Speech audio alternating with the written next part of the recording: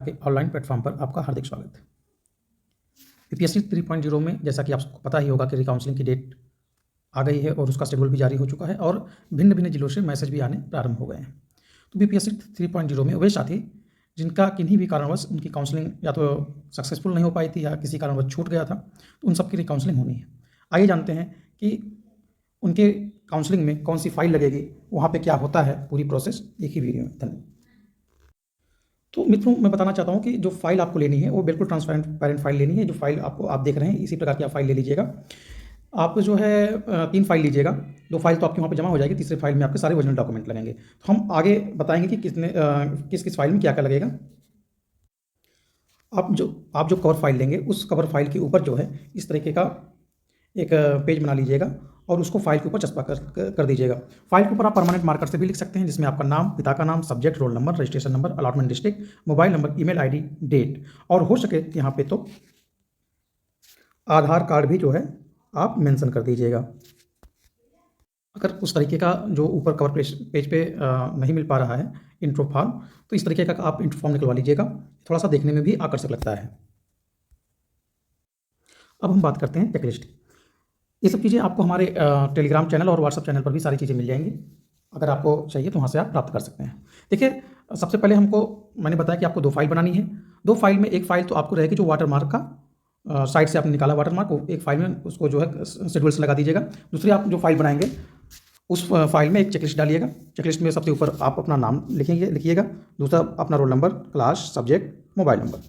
इसके बाद जो है आप डॉक्यूमेंट जो इस चेकलिस्ट में सीक्वेंस से दिया हुआ है उसको आप फिल कीजिएगा। सबसे पहले आप बीपीएससी का एडमिट कार्ड, फिर बीपीएससी का रजिस्ट्रेशन फॉर्म, फिर मैरिज सर्टिफिकेट जिसमें डेट ऑफ बर्थ इंगित हो, फिर उसके बाद आप जो है सारे एकेडमी के जो भी मार्कशीट हैं सबको फिलअप सीक्वेंस से कीजिएगा। पहले जैसे हाई स्कूल, इंटर, ग्रेजुएशन या पीजी जो भी आपका हो उसको आप रखिएगा। उसके बाद आप बीटेट हैं कि सीटेट हैं कि एसटेट हैं उसको भी, caste certificate, residential certificate, receiver eligibility यदि आपकी है तो उसका सर्टिफिकेट, फ्रीडम फाइटर हैं तो आधार कार्ड, पैन कार्ड और बैंक पासबुक या चेकबुक जो भी आपके पास हो।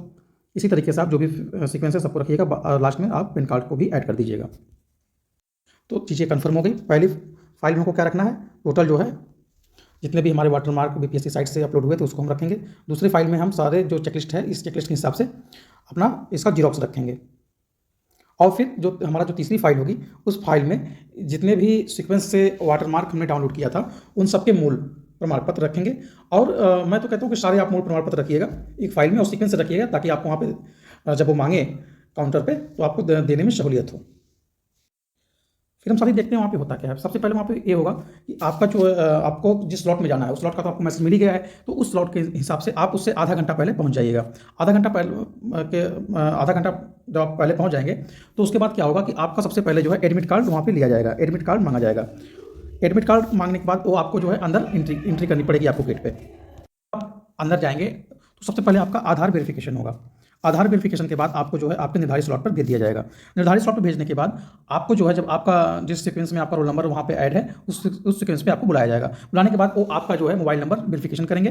मोबाइल नंबर वेरिफिकेशन करने के बाद वे जो है आपके जितने भी डॉक्यूमेंट साइट पर अपलोडेड थे अमूमन वो जो है वही जो है एक मैसेज आएगा। मैसेज अपलोड होने के बाद वहाँ पे सारे जो डॉक्यूमेंट आपके ओरिजिनल है सबको देखेंगे जो भी आपने बीपीएससी साइट पे डाउनलोड अपलोड किया था। उसके बाद जो है आपको फाउंड करेक्ट का एक सर्टिफिकेट देंगे। उसको आप देख लीजिएगा कि आपका जो फाउंड करेक्ट है कि नहीं, और आपको 2 प्रति पे हस्ताक्षर करवाएंगे। आपको एक प्रति आपको दे देंगे, एक प्रति वो रिकॉर्ड के रूप में अपने पास रख लेंगे। और आपको फाउंड करेक्ट डीवी सफल होने के प्रमाण पत्र के साथ साथ आपको जैसे आप जानते ही होंगे कि आपको ज्वाइनिंग लेटर भी साथ ही में मिलेगा। आगे देखते हैं, हमारे पास जो है कार्यालय समस्तीपुर का जो है एक आदेश, एक पीडीएफ आया हुआ है। इसमें लिखा है निर्देशक प्राथमिक शिक्षा बिहार सरकार पटना, पत्रांक संख्या इतना, दिनांक 4/3/2025 के आलोक में बिहार लोक सेवा आयोग द्वारा अनुशंसित प्रधानाध्यापक एवं विद्यालय अध्यापकों की ऐसी अभ्यर्थी साथ ही बिहार विद्यालय परीक्षा समिति द्वारा सक्षमता परीक्षा 2 हेतु काउंसलिंग में अनुपस्थित रहे अथवा जिनकी काउंसलिंग अपूर्ण रही है को काउंसलिंग कराने हेतु अंतिम अवसर प्रदान करने का निर्देश प्राप्त है। यानी ऐसे साथी जो सक्षमता परीक्षा 2 के हों या प्रधानाध्यापक को हों या टीचर या हेडमास्टर के हों और टीआरई 3 के अभ्यर्थी, चाहे वो 1 से 5 हों, 6 से 8, 9 से 10 या 11-12 के हों, सबको जो है काउंसलिंग का अंतिम अवसर प्रदान किया जाता है। जिसका काउंसलिंग का जो निर्धारित तिथि है प्रधान शिक्षक वर्ग 1 से 5 तक की जो निर्धारित तिथि है 18/3/2025, और दूसरा टीआरई 3 के विद्यालय अध्यापक 1 से 5, 6 से 8 के जो काउंसलिंग की तिथि है 9/3/2025, टीआरई 3 के विद्यालय अध्यापक 9, 10, 11, 12 के जो विशेष शिक्षक या TI 3 के जो शिक्षक हैं उनके लिए जो तिथि है 20/3/2025, विशिष्ट शिक्षक साक्षरता परीक्षा 1 से लेकर 12 तक में की जो काउंसलिंग है वो 26/3/2025 तक। जो उनका समस्तीपुर का जो काउंसलिंग स्थल है वो है तिरहुत एकेडमी काशी समस्तीपुर की जो है सारे अधिकारियों का यहाँ पे विवरण दिया गया है कि काउंटर नंबर 1, काउंटर नंबर 2, सारे काउंटरों का जो यहाँ पे सब कुछ है। तो आपकी जो समस्तीपुर की जो काउंसलिंग होगी वो कहाँ पे होगी? तिरहुत एकेडमी समस्तीपुर में होगी। धन्यवाद। इसी तरीके की लेटेस्ट अपडेट के लिए आप बने रहिए हमारे चैनल मिशन प्रवक्ता में। बहुत बहुत धन्यवाद।